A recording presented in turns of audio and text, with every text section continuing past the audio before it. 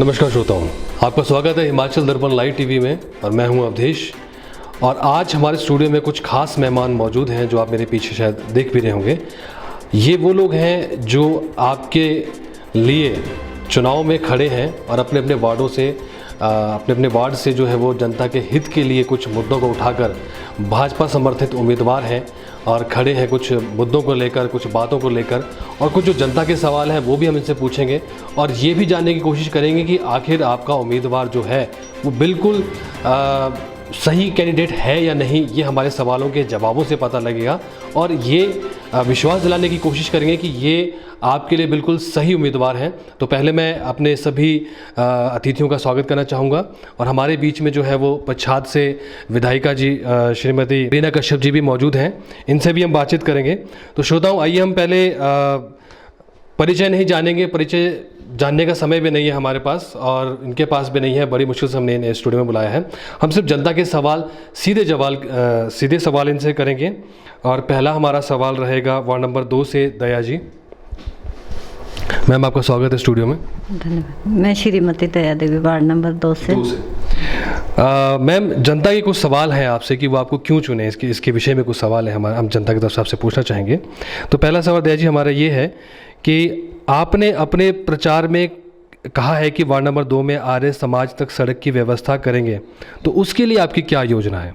उसके लिए योजना ये कि हमने विधायक मैडम से भी बात की है, इन्होंने भी हमारे को आश्वासन दिया है कि हम आपके लिए सड़क की व्यवस्था करेंगे, सड़क दें, और जितना प्रयास हमारे से होगा हम भी करेंगे अपनी जो हमारे को मिलता है। सड़कें वैसे सबसे बड़ा मुद्दा रहता है, तो आपको सड़क सबसे पहले मुद्दा लगता है वार्ड नंबर 2 में? हमारा मुद्दा यही है कि हमने रास्ते की भी व्यवस्था कर दी, लाइटों की भी कर दी, और जहाँ जहाँ जो भी ज़रूरत थी हर ज़रूरत अपने वार्ड की पूरी करते हैं। बस अब हमारा एक ही मुद्दा है कि हमारे को सड़क की ज़रूरत है। जी मैम, जनता भी कह रही कि पिछले 5 वर्षों में भी आप ही वार्ड के पार्षद थी, तो आपने पिछले 5 वर्षों में क्या क्या कार्य किए हैं और क्या नहीं रह गए आपके करने? अपने वार्ड में लाइट की व्यवस्था भी की है और रास्ते भी किए हैं, जहाँ ड्रेन की ज़रूरत थी उधर ड्रेनें भी बनाई है, और अपना खड्ड भी पक्का किया है जो खड्ड था, और सड़कों में भी टाइलें लगाई है, जैसे बस स्टैंड वाली सड़क हो ये भी लगवाई है। जी, तो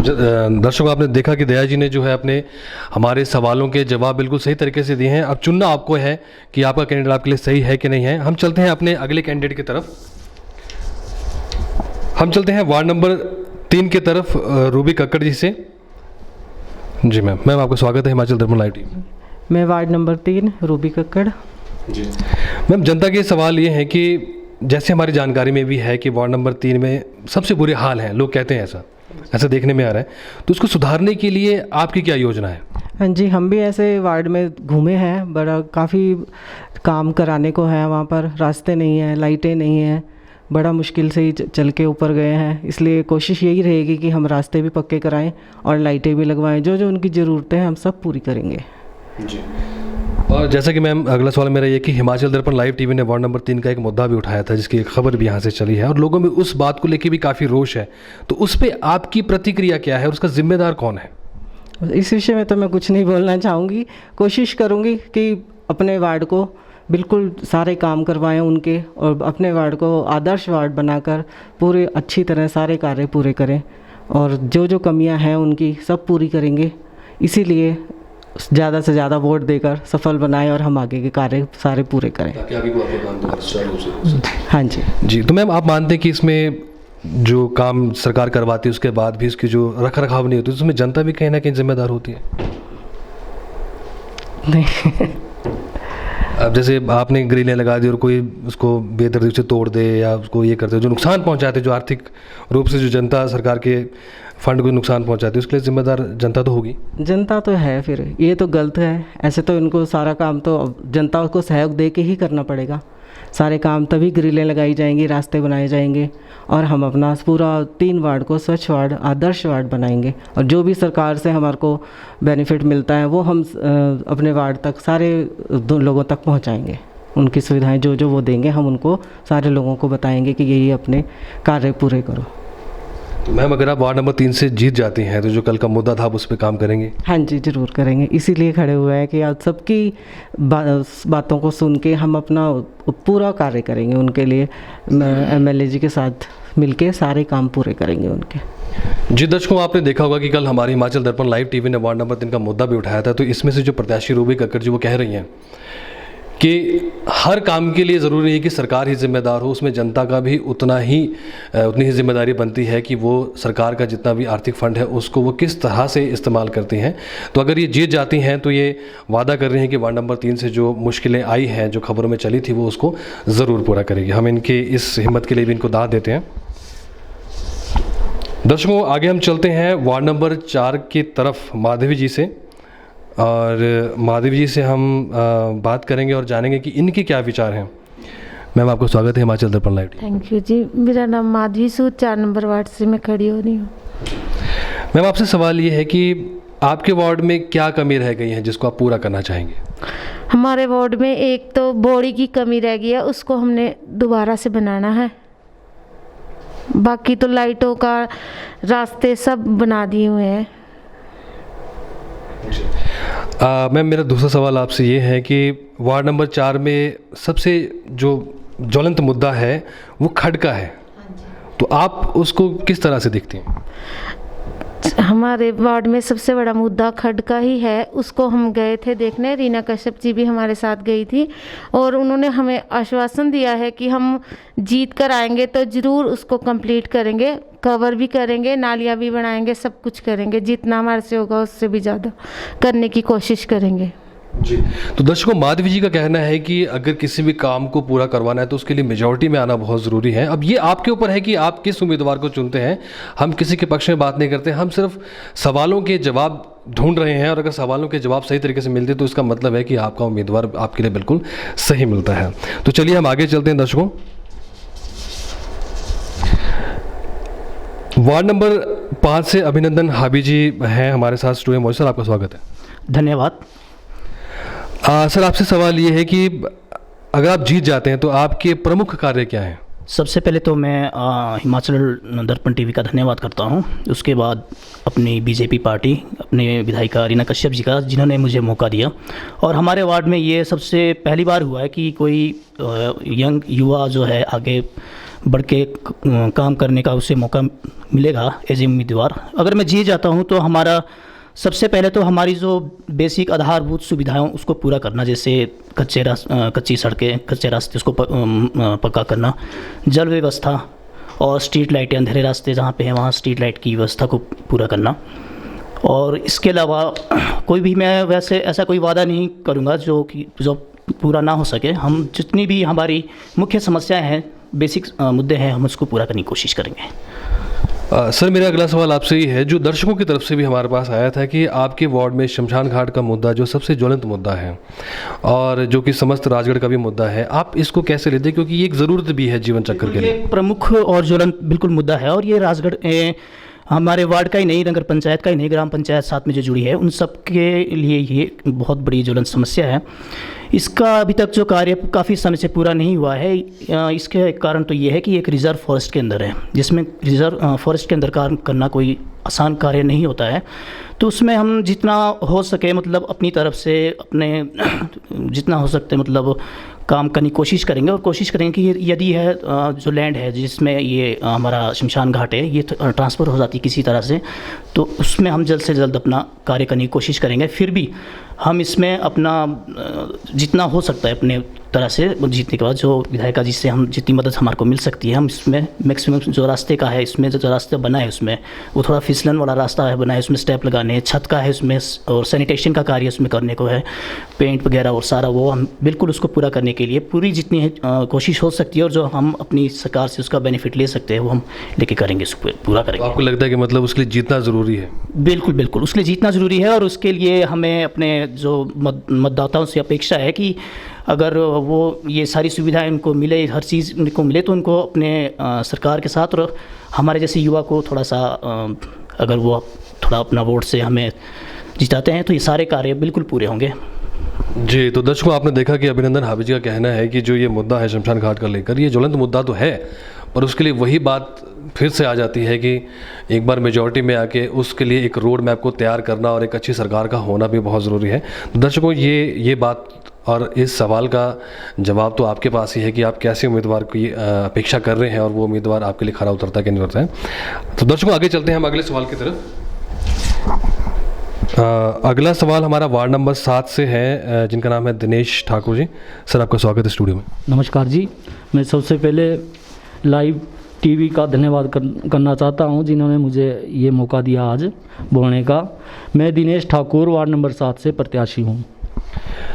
सर, जनता को सवाल है कि आप नगर पंचायत के वाइस प्रेसिडेंट भी रह चुके हैं, और आपको क्या लगता है कि नगर पंचायत में आपके रहते क्या कमी रह गई है और आप उसको कैसे पूरा करेंगे? मैं सबसे पहले कहना चाहूँगा कि मैं भाजपा का एक कार्यकर्ता हूं, और मोदी जी का एक नारा है कि कांग्रेस मुक्त भारत। तो आज उनका एक और भी सपना है कि न्यू इंडिया का निर्माण करना है। वैसे ही आज हम नगर पंचायत राजगढ़ में न्यू इंडिया बनाना चाहते हैं। आज हमारे लिए हमारे हिमाचल सरकार हमारी है। आज पछाद में हमारा दुर्भाग्य रहा कि आज तक हमें कोई विधायक नहीं मिला। आज पहली बार हमें विधायक मिला है। आज हम न्यू इंडिया मतलब जैसे नारा है उसी तरह से न्यू राजगढ़ मतलब बनाना चाहेंगे। आज विधायिका जी के नेतृत्व में पूरी कमेटी पहली बार 15-20 साल से यहाँ पे आज मतलब दूसरे लोगों ने शासन किया है, दूसरी सरकारें रही है, और आज पहली बार हमें विधायक मिला है। और पहली बार मैं दावे से कहता हूं कि भारतीय जनता पार्टी के 7 कैंडिडेट रीना कश्यप के नेतृत्व में पूरा परचम लहराएगी। सर, ये तो आपकी अच्छी सोच है और हम चाहते हैं कि जैसा आप सोच रहे हैं वैसे हो। पर सर, मेरा सवाल आपसे ये है कि नगर पंचायत में से कौन से कार्य रह गए थे जिनको आप पूरा करेंगे अगर जीत जाते हैं तो? नगर पंचायत में जिस वार्ड से मैं आता हूं जी, वहाँ पे 2-2 बार चेयरमैन कांग्रेस के रह चुके हैं, और वहाँ की दुर्दशा बहुत दयनीय है, क्योंकि वहाँ पे राजनीतिक शोषण बहुत ज़्यादा हुआ है। आज जितनी भी कमियां हैं, मतलब मैं दावे से कहता हूँ कि लोगों का भरपूर मुझे समर्थन मिल रहा है। और छोटी छोटी समस्या है मेरे वार्ड में, ज़्यादा बड़ी भी नहीं है। रास्ते हैं, स्ट्रीट लाइटें हैं, नालियाँ हैं, तो वो मतलब आज विधायक जी के साथ मिलजुल कर हम उसे पूरा करने में पूरा लोगों का साथ देंगे। सर, अगला सवाल आपसे ये है कि अगर आप जीत जाते हैं तो वार्ड नंबर 7 के लिए आपकी क्या प्राथमिकताएं हैं? वार्ड नंबर 7 मार्केट से बिल्कुल किनारे पे पड़ता है। वहाँ पे हमारी जो सोच है कि एक चिल्ड्रन पार्क बने, और वहाँ की मतलब जो लाइटों की दुर्दशा है, गांव की तरह दिखता है वार्ड नंबर 7। तो वहाँ हम स्ट्रीट लाइटें भी बहुत कम है, मतलब स्ट्रीट लाइटें भी हम मतलब सबसे पहले प्राथमिकता स्ट्रीट लाइट की वहाँ पे, क्योंकि गांव में आता है हमारा 7 वार्ड। जो भी हमारे से बन पाएगा हम पूरा प्रयास करेंगे। जी दर्शकों, देखा आपने कि दिनेश ठाकुर जी के जो विचार है वही बात घूम के आती है कि ये सब आपके ऊपर छोड़ा जाता है कि आपके उम्मीदवार आपके लिए सही है नहीं, या आपके जो मुद्दे हैं ये उन मुद्दों पे काम करना चाहते हैं या नहीं, या इनकी सोच उस तरफ जाती है नहीं। अगर आपको लगता है तो मुझे लगता है कि आपको आपका उम्मीदवार जो है वो सही रूप से मिल गया है। तो श्रोताओं, ये तो थे सवाल जो जनता के थे। अब कुछ तीखी सवाल हैं जो हिमाचल दर्पण लाइव टीवी अपने कैंडिडेट से यहाँ पे पूछेगा, तो हम बारी बारी से एक एक सवाल यहाँ पे पूछते चले जाएंगे। मैम, मेरा पहला सवाल आपसे है कि स्वास्थ्य सुविधाएं बेहतर ना होना सरकार के कामकाज में एक सबसे बड़ा कारण भी रहता है, इसको आप कैसे ठीक करेंगे अगर आप जीत जाते हैं तो? कोशिश करेंगे सारे काम पूरे होएं। स्वास्थ्य हॉस्पिटल का भी सारा काम देखेंगे, सभी विधायक जी के साथ मिलके सारे कार्य पूरे करेंगे। हमारी यही प्रार्थना है कि सारे काम पूरे हों। ठीक है सर, मेरा अगला सवाल आपसे कि महिलाओं की सुरक्षा और शिक्षा एक मुद्दा भी है, इस पर आप क्या कहेंगे? महिला की सुरक्षा की अगर बात करें तो हमारे वहीं पे अपना जो हमारा स्कूल है, सीनियर सेकेंडरी स्कूल है, तो वहाँ पर स्कूलों में भी मतलब छात्राओं को इससे संबंधित सुरक्षा से संबंधित ट्रेनिंग वगैरह दी जाती है। और बाकी शिक्षा तो स्तर वैसे अच्छा ही है, कोई मतलब यहाँ पर सब कुछ है, सेकेंडरी स्कूल से और प्राइवेट स्कूल से, तो कोई इसमें वैसी कोई परेशानी नहीं है। फिर भी हमारी कोशिश रहेगी कि अपने वार्ड में एक छोटा सा कोई पुस्तकालय खोला जाए जिसमें हर तरह की अपने स्टेशनरी रिलेटेड कोई भी धार्मिक से संबंधित या कोई भी उसमें जाके सुविधा ले सकें। बहुत अच्छी बात है। मैम, ऐसा देखा जाता है अक्सर कि सरकार बन जाने के बाद काम ना के बराबर होते हैं, तो इसकी मॉनिटरिंग सही तरीके से हो, सही तरीके से सुचारू रूप से मॉनिटरिंग होती रहेगी, काम होते रहे, इसके लिए आपके दिमाग में क्या योजना है? हमारे तो ये है कि सरकार चाहे कोई भी हो, काम कराने वाला बंदा होना चाहिए। सरकार तो जब हम हुए 5 साल पहले तब भी कांग्रेस की थी, फिर भी हमने पूरा प्रयास किया और अपने वार्ड के सारे कार्य पूरे किए। जो कुछ अधूरे है उसको अब पूरा करेंगे। जो लोग हमारे को वोट देकर बीजे बनाएंगे तो जो काम अधूरे उसको ही पूरा करेंगे। जी मैम, मेरा छोटा सवाल आपसे है कि कोरोना के बाद शिक्षा में बच्चों को बहुत दिक्कत आई है, तो कई बच्चे जो है वो फ्रस्ट्रेट भी हो चुके, तो इसके लिए कोई योजना है कि उनकी शिक्षा जो है मेंटली भी की जा सके? आजकल तो वैसे ऑनलाइन क्लासेस लग रही हैं, बच्चे खुद इंटरेस्टेड हैं पढ़ने में, अपने आप ही ऑनलाइन क्लासें लगाते हैं। मेरे पास ही है जैसे एक बेटा एक बेटी, तो वो खुद बोलते हैं कि मम्मा अब हमारी क्लास लगने वाली है, आप हमें मोबाइल दे दो, हमने क्लास लगानी है। ऐसे तो मैक्सिमम बच्चे पढ़ने में जो इंटरेस्टेड हैं वो तो ऑनलाइन क्लासें लगा रहे हैं, और जिन्होंने नहीं पढ़ना उनके लिए तो क्या कर सकते हैं, उनको तो फिर थोड़ा पेरेंट्स को भी ध्यान देना पड़ेगा। बहुत सही जवाब आपने दिया मैम। सर, मेरा आपसे सवाल ये है कि एक सबसे बड़ा सवाल है कि जान पहचान वालों के काम जो वो पहले होते हैं, दूसरों के नहीं, इस पर आपकी क्या सोच है? ये बात आपकी सही है। सबसे पहले ये हमारे संगठन में इस तरह की कोई संज्ञान नहीं है, क्योंकि होता है कुछ लोगों में मतलब इस तरह की धारणा भी है, करते भी है, पर हमारी पार्टी में ऐसी कोई वो नहीं है कि भाई अपने जान पहचान, जो काम जायज़ होगा, सही होगा और लोगों के हित का होगा वो हम सारे काम करेंगे। तो श्रोताओं, ये देखा कि तीखे सवालों के जवाब हमारे कैंडिडेट जितने भी यहाँ बैठे थे, इन सब ने बिल्कुल अपने हिसाब से बिल्कुल सही दिए हैं, और हम भी संतुष्ट हैं, आप भी संतुष्ट हैं, तो आपको अपना कैंडिडेट आपको मिल सकता है। अब हम चलते हैं पच्छाद के जो पच्छाद क्षेत्र की विधायिका है श्रीमती रीना कश्यप, जानना चाहेंगे कुछ ऐसे सवाल भी हैं और कुछ जवाब जो है लोग भी चाहते हैं, तो इनसे भी हम पूछेंगे। मैम, आपका स्वागत है पहले हिमाचल दर्पण लाइव टीवी में। नमस्कार जी, बहुत बहुत धन्यवाद। मैम, मेरा आपसे कुछ सवाल हैं कि जीतने के बाद सबसे मिलनसार रहना चाहिए, जैसे चुनाव से पहले थे, तो इस पे आपकी प्रतिक्रिया दें। जी बिल्कुल, जिस कारण हम इस कुर्सी पे पहुंचते हैं तो हमें केवल एक ही बात सोचनी चाहिए, हम इनके कारण इस जगह पे पहुंचे हैं तो हम केवल इनकी सेवा के लिए हैं, और जो भी इनकी चाहे कोई काम हो, हर दुख सुख में हमें हमेशा अपनी जनता के साथ रहना चाहिए। मैं जब भी अपना कुछ भी कार्य करती हूँ या कहीं जाती हूँ, मैं एक विधायक बन के नहीं, उनके परिवार के सदस्य के रूप में या बेटी या बहन बन के मैं लोगों के बीच जाती हूँ। जी मैम, समुदाय और अपने वार्ड के लोगों से संपर्क बनाए रखेंगे आपके कैंडिडेट, तो इसके लिए आपके दिमाग में क्या रणनीति है? जी बिल्कुल, जिस तरह से चुनाव कल है तो मैंने एक निर्णय लिया कि हर कैंडिडेट के साथ मैं भी डोर टू डोर जाऊंगी, और मैं गई। जो आपने यहाँ पे प्रश्न जो हमारे कैंडिडेट से पूछे हैं, वो सभी प्रश्न हमने पहले ही एक लिस्ट बना दी है और तैयार की है कि ये हमारे वार्ड की समस्या है और हम इस समस्या को कैसे सुलझाएं। ये हमारे वार्ड के जो उम्मीदवार है या हम बैठे इस विषय में, और जैसे ही हम जीतते हैं जो एक हमने दोबारा से एक सोच रखी है कि हम फिर से हर वार्ड में जाएंगे, लोगों से जन संपर्क करेंगे और जो उनकी समस्या है उसे सुलझाने के बाद हम दोबारा से उनके पास जाएंगे ताकि उन्हें भी लगे कि हमारे चुने हुए प्रतिनिधि हमारे लिए कार्य कर रहे हैं। जी बहुत सही बात है मैम। आपके कैंडिडेट ने कहा कि जिस तरह से भाजपा जो है वो राष्ट्र से कांग्रेस मुक्त करना चाहती है और हिमाचल से भी कांग्रेस को कांग्रेस मुक्त करना चाहती है, तो इसके लिए आप कितना सशक्त भाजपा को बना रही हैं? देखिए, जो भाजपा का एक मूल मंत्र है सबका साथ सबका विकास, हम ये विचार लेके लोगों के बीच जा रहे हैं। हम ये चाहते हैं कि हर एक लोग, जो कि जिस तरह से आपने पूछा था कि जिनकी पहुंच है उनके ही कार्य होते हैं।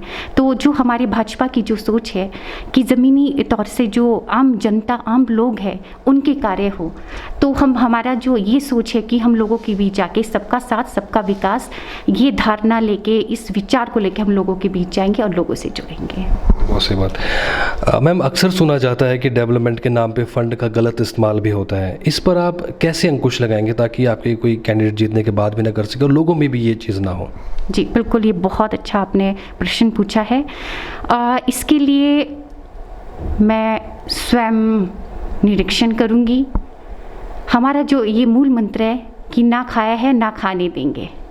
अगर पहली बार एक महिला को विधायक के रूप में मौका मिला है तो मैं पूरा आश्वासन यहाँ पर देना चाहूँगी कि बहुत ईमानदारी के साथ मैं भी और मेरे कैंडिडेट सभी काम करेंगे और जनता के लिए हमेशा उनकी सेवा में उपस्थित रहेंगे। मैं मेरा आखिरी सवाल आपसे ये है कि कुछ समय पहले हिमाचल दर्पण लाइव टीवी ने एक मुद्दा उठाया था जो बिजली विभाग का था, धमांदर की तरफ की जो बिजली की लाइन कटी थी। मैम, उस पर आप क्या संज्ञान लेंगे? जी बिल्कुल, पहले तो मैं आपका बहुत बहुत धन्यवाद करना चाहूँगी कि आपने ये मामला हमारे संज्ञान में लाया। मैंने इस विषय में एक्शन साहब से भी बात की और ये मामला हमने मंत्री जी के पास भी रखा और उन्होंने पूर्ण आश्वासन हमें दिया है कि हम जल्दी से जल्दी इस समस्या का समाधान करेंगे। और एक और बात का भी मैं आपका धन्यवाद करना चाहूँगी कि वार्ड नंबर 3 जिसमें मैं खुद रूबी कक्कड़ जी के साथ गई थी, आपके माध्यम से, चैनल के माध्यम से भी हमें पता वहाँ पे चला कि वहाँ पर जो रास्ता है वहाँ पे कई बच्चे, 2-3 बच्चे वहाँ पे गिर भी गए थे और बड़ा उबड़ खाबड़ रास्ता है। तो मैं वहाँ की जो आम जनता है उनको भी मैं विश्वास दिलाना चाहूँगी कि ये दुख दर्द आपका नहीं है, ये हमारा है और आपके दुख दर्द में हम आपके साथ हैं और जो भी आपकी समस्या है उसके समाधान के लिए हम आपके साथ दिन रात खड़े हैं। मैम, हिमाचल दर्पण लाइव टीवी से बात करने के लिए आपका बहुत बहुत धन्यवाद। बहुत बहुत धन्यवाद, थैंक यू। तो श्रोताओं, ये थे हमारे साथ पच्छाद विधायिका रीना कश्यप जी, जिन्होंने बेबाक सवालों के जवाब दिए और तीखे सवालों के जवाब भी बिल्कुल ईमानदारी से दिए। अब देखना ये होगा कि सियासत किसके गले पड़ती है। अब ये भाजपा के हिस्से में जाती है या कांग्रेस के हिस्से में जाती है, ये तो आप जनता ही बता सकती हैं। पर अगर आपको आपके सवालों के जवाब इस तरह हम देते रहेंगे तो हिमाचल दर्पण लाइव टीवी का भी काम पूरी तरह से पूर्ण हो जाता है। हमारे साथ जुड़ने के लिए आप सभी कैंडिडेट्स का हम धन्यवाद करते हैं और श्रोताओं, हम जल्द यहाँ पे और कैंडिडेट्स को भी लेके आएंगे और आपके सवालों के जवाब भी उनसे ज़रूर मांगेंगे। आप देखते रहिए हिमाचल दर्पण लाइव टीवी, क्योंकि हमें सिर्फ खबरें नहीं दिखानी है, जागरूकता लानी है। हिमाचल दर्पण लाइव टीवी, जो बात करेगा आपके हक की।